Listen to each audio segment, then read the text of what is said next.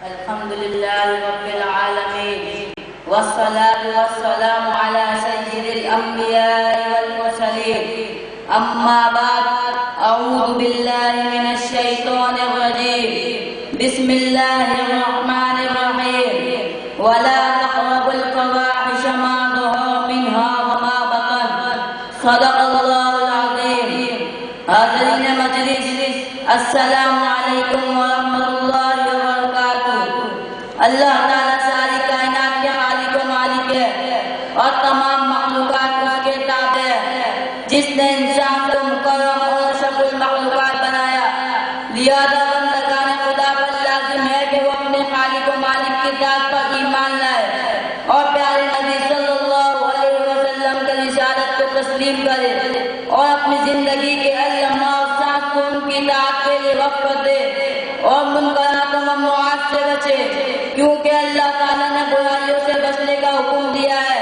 چنانچہ اللہ تعالیٰ کا فرمان ہے وَلَا تَقْرَبُوا الْفَوَاحِشَ مَا ظَهَرَ مِنْهَا وَمَا بَطَنَ، اور بے حیائی کے کاموں کے قریب بھی مت جاؤ، چاہے وہ ظاہری ہو اور پوشیدہ. تفسیر مظاہر میں اس آیت کی تفسیر میں لکھا ہے کہ بے حیائی کے کاموں سے مراد گناہ کبیرہ ہے جو علانیہ طور پر ظاہری اعضاء کے سودے ہوتے ہیں، اور وہ برائیاں جو پوشیدہ طور پر دل سے سرزد ہوتی ہو، جیسے نفاق اور نفس کی بری خصلتیں وغیرہ. لہذا ہر برائی سے پرہیز کرتے ہوئے اپنے علمی و فکری، قولی و فعلی اور ظاہری و باطنی تمام تر صلاحیتوں کو اپنے پروردگار کے حکم کا پابند اور فرمان کے تابع بنائے رکھے. انہی صلاحیتوں میں ایک صلاحیت علم ہے. رب قدیم نے خاص طور پر انسان کو علم کی عظیم صلاحیت سے باراندوز فرمایا ہے. دین علم ہو یا دنیاوی، ہر مومن کو چاہیے اس کی قدر کرے اور احکام شریعت کے مطابق اس سے استفادہ کرے. گزشتہ چند دہائیوں میں انسان نے سائنس اور ٹیکنالوجی میں غیر معمولی ترقی کی ہے، جیسے computer, mobile phone, video games وغیرہ. اس حقیقت کا انکار نہیں کیا جا سکتا کہ ان جدید ایجادات کی وجہ سے انسانی زندگی میں بہت سی سہولتیں فراہم ہوئی. بطور خاص ابلاغ و تفسیر اور خبر رسانی کے کئی آسان ترین اور سہولت بخش طریقے حاصل ہوئے ہیں کہ لمحہ بھر میں ایک شخص اپنا پیغام ساری دنیا کو سناتا ہے. ان مسائل سے اسلام کی اشاعت و تبلیغ بھی کی جا رہی ہے. مانا کہ اس کے فوائد بہت ہیں، لیکن اس سے بڑھ کر اس کے نقصانات ہیں اور آئے دن اس کے تباہ نتائج سامنے آ رہے ہیں. ان جدید چیزوں کا استعمال مقاصد پر موقوف ہے. اگر خیر کے لیے استعمال کیا جائے تو ضرور خیر و بھلائی کے مفید ذرائع ثابت ہوں گے، اور انہیں شر کے لیے استعمال کیا جائے تو شر و برائی کے وسائل قرار پاتے ہیں. مگر اسلام دشمن طاقتیں اور انسانیت سود عناصر اس سے کئی گنا زیادہ اسے بد اخلاقی و بد کرداری کی اشاعت کے لیے استعمال کر رہے ہیں. آج دنیا میں الیکٹرانک میڈیا کے ذریعے اخلاق طول لٹریچر عام کیا جا رہا ہے، فحاشی و بے حیائی کی ترویج کی جا رہی ہے. سامعین محترم، اس الیکٹرانک میڈیا کے آنے سے یہ غلغلہ مچا، دنیا سمٹ کر ایک گاؤں کی طرح ہو گئی. یقیناً یہ بات درست ہے، مگر ان ذرائع نے نہ صرف اسلام کو نقصان پہنچایا جا رہا ہے بلکہ ایک مہذب و متمدن معاشرہ کو تباہ کیا جا رہا ہے. اسی کی وجہ سے مغربی تہذیب عام ہوئی. جن لوگوں کے پاس مغربی تہذیب کے جراثیم پہنچے نہیں تھے، ایسے لوگ بھی میڈیا کے سبب اثر ماحول سے مغربی متاثر ہو رہے ہیں. تھوڑا سا میڈیا کی تباہی کا نمونہ 1957 میں ایک مسلم ملک کا سروے کیا گیا، جس کے چونکا دینے والے نہیں بلکہ تشویش میں مبتلا کرنے والے نتائج یہ تھے: 44% خواتین نے فیشن ایبل لباس پہننا شروع کر دیا، 38% خواتین ایسے لباس پہن کر بازار جاتی ہے، 81% خواتین کے والدین اور شوہر یہ لباس پسند نہیں کرتے، اس کے باوجود وہ انہیں پہنتی ہے، 35% خواتین کے والدین اور شوہر ان لباسوں کی حوصلہ افزائی کرتے ہیں، 60% خواتین ان لباسوں کو فیشن سمجھ کر پہنتی ہے، 60 سال سے بعض خواتین نے بتایا وہ 1 سال سے ایسا لباس پہن رہی ہے.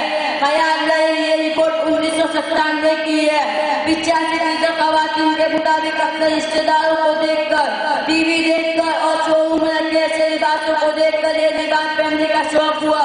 61% خواتین نے کہا ہمیں ایسا لباس پہن کر کوئی ندامت نہیں. 39% خواتین نے ایسے لباس پر ندامت کا اظہار کیا.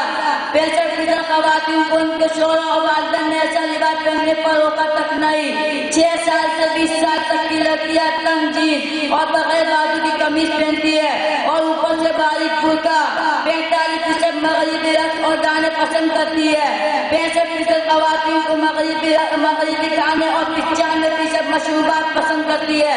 ان میڈیا میں سے ٹی وی لے لے جس کے بعد چینل اسلامی ضروری معلومات فراہم کر رہے ہیں مگر جس کا فیصد نہایت کم. اس کے مد مقابل انہیں چینلوں میں اکثریت ایسے چینلوں کی ہے جس کی ہر کلی ریاست کے جنگ سے آلودہ ہے. فحاشی کی آلائی کا ملوث جس سے معاشرے میں ملت کے جوانوں کی کردار کشی ہو رہی ہے. انہی چینلوں پر فلم بینی نے ملت کے جوانوں کا چہرہ اور لباس اور حال بدل دیا. ہونا تو یہ چاہیے تھا کہ ہمارا لباس پرہیزگاری کے اثرات جاری کرتا. ہم چہرے پر داڑھی اور سر پر مانگ جما کر سنت نبی کا نام روشن کرتے کیونکہ اللہ تعالیٰ نے ہدایت اور کامیابی کا معیار آنے حضرت صلی اللہ علیہ وسلم اور آپ کے اسوہ حسنہ کو قرار دیا ہے. الیکٹرانک میڈیا میں سے کارٹون کو لے لے جو کہ مقصد تمثیل بچوں کے اعلان ہوتے ہیں جس میں نامناسب تصاویر اور کردار کشی کے مناظر ہوتے ہیں کہ بچہ جو منظر دیکھتا ہے دل میں گھر کر جاتا ہے. جو الفاظ سنتا انہیں دہرانے لگتا ہے. حالانکہ ابھی اس بات کی تمیز نہیں کر سکتا کہ ان کو دہرایا جا سکتا ہے یا نہیں.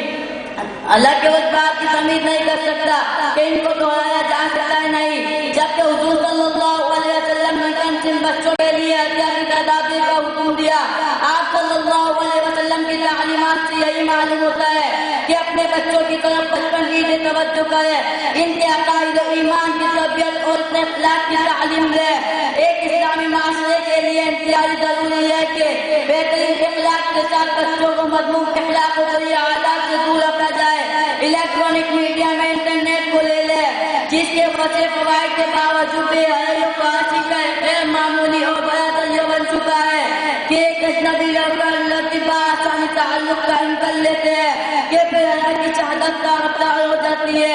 الیکٹرانک میڈیا میں موبائل فون کے اب گناہ کے ذرائع ہر وقت جیب میں اور فحاشی کو بام عروج پر مگر ایک اجنبی لڑکا اللہ کی موبائل سے بآسانی تعلق قائم کر لینے کے بعد ایسے خود مختار ہے کہ اب بڑوں کی ضرورت ہی نہیں. مزید یہ کہ اب اجنبی ایک دوسرے کے سامنے جبکہ حضور صلی اللہ علیہ وسلم نے فرمایا تم اپنی نگاہوں کو نیچے رکھو اور اپنی شرمگاہوں کی حفاظت کرو اور اپنے چہروں کو درست رکھو ورنہ اللہ تعالیٰ تمہارے چہروں کو بدل دے گا.